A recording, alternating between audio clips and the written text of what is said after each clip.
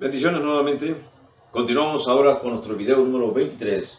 Recuerden que estamos todavía analizando la etapa número 4 de la exégesis de Filipenses. Estamos elaborando un bosquejo preliminar antes de presentar nuestros sermones, nuestras clases a nuestra congregación.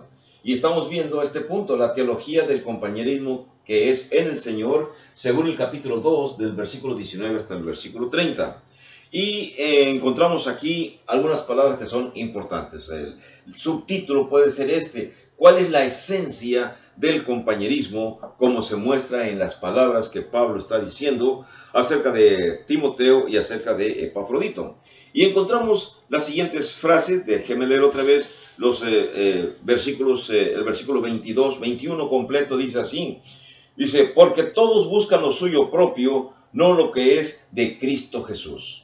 Encontramos aquí entonces algo que es esencial. Pablo está hablando de la congregación de Filipos y dice que en realidad la mayoría de los miembros de la congregación de Filipos, todos casi nada más se interesan por buscar lo que es de ellos. Y que una muy poca minoría, un grupo más pequeño, en este caso, en el caso de Epafrodito y de Timoteo, son personas que buscan lo que es de Cristo. Entonces, usted y yo vamos a encontrar nuestros Epafroditos, nuestros Timoteos en el lugar donde estamos trabajando. ¿Cuál es la esencia de su compañerismo? ¿Cuál es parte de su característica más especial para que usted se atreva, usted se anime a confiar en ese compañero, en esa compañera, para que sea su colaborador? Bueno, Pablo nos está mencionando aquí algo importante. Una persona, para que califique, para que sea su colaborador, para que esté totalmente envuelto con usted, es aquella persona que no busca su propio beneficio, que no busca lo suyo propio, que no busca la satisfacción de su ego, que no busca el deseo nada más de sobresalir, de ser alguien importante, de ser quien quiere brillar, que infortunadamente en las congregaciones pueden surgir hermanos, hermanas, que tienen otros motivos más que el de ser salvos por estar en la congregación.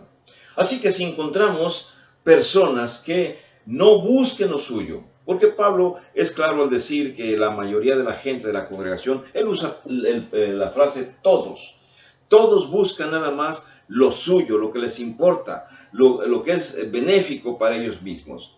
No buscan lo que es de Cristo Jesús. Entonces, la esencia, el carácter, la personalidad del individuo, de la persona que va a colaborar con usted, es aquella persona que no le interesa o no se preocupa mucho por buscar lo suyo propio, sino que le interesa más lo que es de Cristo. ¿Es difícil encontrar personas con estas características?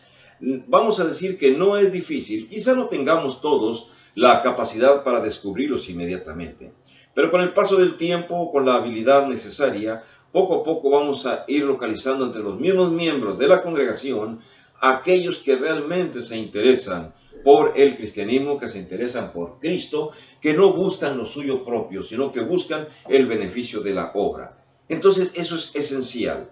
Lo esencial, entonces, para que un compañero debe tener, un rasgo característico importante de un compañero ideal, es esto: que busque a Cristo, que le interese lo de Cristo y que busque o que lo suyo propio lo considere como importante, pero como secundario también. No como más relevante, sino que lo más importante es acerca de Cristo, todo lo que se relacione con Cristo Jesús. Ahora, me brinco los versículos 22 hasta el 26 y voy a leer el 27. El 27 dice lo siguiente, miren. En el 27 dice, está hablando de Epafrodito, dice: pues en verdad estuvo enfermo, a punto de morir, pero Dios tuvo misericordia de él, y no solamente de él, sino también de mí, para que yo no tuviese tristeza sobre tristeza. ¿Hasta qué punto está actuando Epafrodito? Bueno, actuó hasta el punto de decir que él estuvo cerca de la muerte. Estuvo tan cerca de la muerte y Dios tuvo misericordia de él y también de Pablo, cuando ya se logró la recuperación de Epafrodito, y entonces los de Filipo ya no tuvieron tristeza, Pablo tampoco tuvo tristeza, porque Epafrodito se recuperó. Me brinqué el versículo 22. En el versículo 22, que Pablo está hablando acerca de Timoteo, él expresa una frase, disculpas por haberme brincado, dice: pero ya conocéis los méritos de él, que como hijo a padre ha servido conmigo en el Evangelio. Noten ustedes una característica importante de este colaborador llamado Timoteo. Pablo dice que ha colaborado con él como hijo a padre, hombro con hombro, como familia muy cercana. Y ha servido con Pablo en la cuestión del el Evangelio. Dice el versículo 22, dice: ha servido conmigo en el Evangelio, en la expansión del Evangelio, en la predicación del Evangelio, en la enseñanza del Evangelio, dícese o nótese o entiéndase así, en enseñar a otros para que se conviertan en cristianos y formen parte del grupo de los salvos.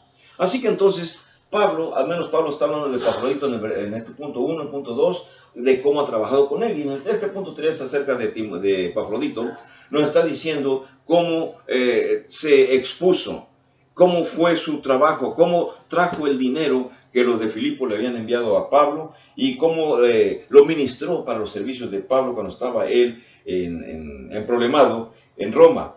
En el verso 25, cuando dice: mas tuve por necesario enviaros a Epafrodito, mi hermano y colaborador y compañero de milicia, vuestro mensajero y ministrador de mis necesidades. Entonces estamos hablando de este personaje Epafrodito que estuvo tan atento a la obra que estuvo cerca de la muerte. Se recuperó. Los filipenses se enteraron de esa situación, se entristecieron, pero Epafrodito se recuperó y ya se alegraron los filipenses, se alegró también Pablo.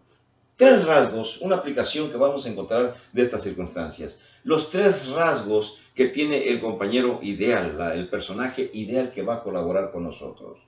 Primero que nada, el personaje tiene que ser cristocéntrico. El hermano, la hermana que va a colaborar con nosotros, tiene que tener centrado su mente, su corazón, sus pensamientos en Cristo Jesús. No digo un fanático. Digo un cristiano que razona perfectamente y que le da tiempo a su familia, tiempo a sus trabajos, sus labores cotidianas y tiempo para Cristo. Pero que está centrado donde quiera que él ande o esté esta persona, su mente, su actitud, sus actuaciones en la sociedad son de una persona que se muestra, que todo el mundo ve, que es una persona centrada en Cristo. Y eso se nota cuando la persona, el colaborador nuestro, la colaboradora nuestra, cuando donde quiera que ande, se sabe de su actividad, se sabe de que todos hablan de él o de ella como una persona fiel, como una persona cristiana, como una persona que tiene una conducta adecuada, como una persona que da el mensaje adecuado, las características que van a identificar inmediatamente a nuestro colaborador. Una persona centrada totalmente en Cristo y en su obra redentora.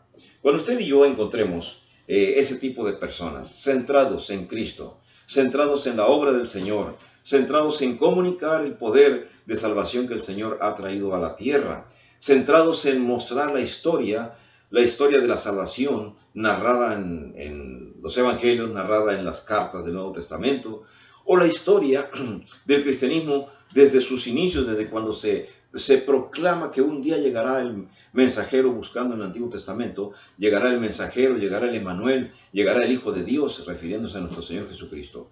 Cuando una persona se empapa en la historia de nuestro Señor Jesucristo, tanto en los antecedentes que hay en el Antiguo Testamento, como en su obra, en los 4 evangelios, y más la obra de los apóstoles en el resto del Nuevo Testamento, entonces esa persona está centrada en Cristo. Cuando su actuar, cuando su trabajo, cuando en su familia, cuando en la sociedad en la que se desenvuelve, se nota sus características, esa persona está centrada en Cristo. La palabra cristocéntrico indica lo mismo, que está su mente, todo su ser gira alrededor de nuestro Señor Jesucristo en todas sus actividades, con el debido respeto. Otra característica, son providenciales. ¿Qué significa son providenciales? Vamos a recordar otra vez lo que mencioné en el video 22. Tanto Pablo como Timoteo como Epafrodito son personajes que tienen esas características porque Dios inyectó en ellos precisamente esas cualidades. Eso significa entonces que Dios, actuando a través de la providencia, Él viene y va a proveer en su área donde usted se encuentre, va a proveer, va a proporcionar a aquellos personajes que usted tiene que descubrir. Si no se encuentran en su congregación, entonces se encuentran en la comunidad. Todavía falta descubrirlos, falta encontrarlos. Y cuando los encuentre, cuando los descubra, entonces usted va a despertar en ellos lo que ellos ya han adquirido por parte de Dios y no lo saben. Ellos han sido las personas que Dios ha seleccionado para que sean los que van a colaborar con usted. La providencia de Dios está trabajando. Si usted y yo creemos fervientemente que Dios trabaja a través de proporcionar los medios para que nosotros hagamos su obra, entonces Dios está proveyendo. Podemos recordar fácilmente aquel asunto del sacrificio que iba a hacer Abraham con su hijo. Y cuando su hijo viene y reclama y dice, Señor, papá dice, Padre, ¿dónde está el sacrificio? Aquí está ya el fuego, aquí está la leña, aquí está el altar, las piedras acomodadas. Y decía Isaac, ¿y dónde está entonces el sacrificio? Y Abraham responde, dice, Dios proveerá, hijo, Dios proveerá. Y ya en el siguiente momento sabemos por historia que se apareció aquel animal enredado en sus cuernos entre las barañas, entre los árboles, y Abraham lo tomó y ocupó el lugar de su hijo y fue sacrificado.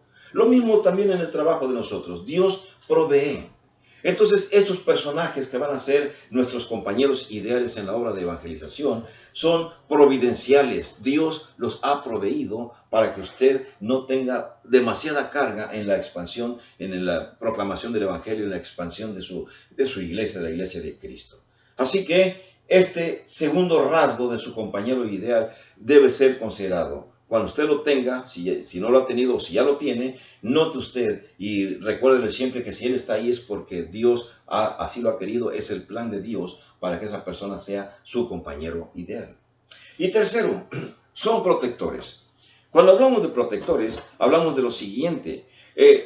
Ese hermano o esa hermana que va a colaborar con usted va a estar lleno o llena de la capacidad suficiente para transmitir conocimiento a otras personas. Entonces, tiene capacidades espirituales. Esta persona tiene recursos espirituales suficientes para poder ser un buen proclamador de la palabra del Señor. En ocasiones menciono que en las calles a veces encontramos a los señores testigos de Jehová, muy activos, muy fervientes, muy trabajadores. Lamentablemente no tienen la verdad.